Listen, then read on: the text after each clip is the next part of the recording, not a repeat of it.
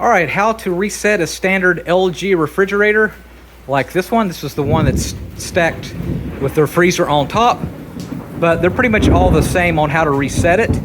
So the only thing you have to do is just unplug it. So this is easy to get to. So just unplug it from the wall and keep it unplugged for about 10 minutes.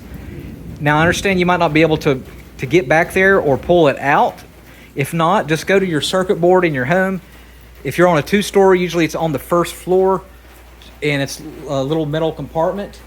And go ahead and find where it says, you know, if it's in the kitchen, for example, look for kitchen, fridge, or it'll say fridge, and then just go ahead and click it off at the circuit breaker. Keep it off for about 15 minutes, turn it back on, and that will do a full reset of any LG refrigerator. All right, thanks so much for watching. Make sure you subscribe and let me know what model LG that you have.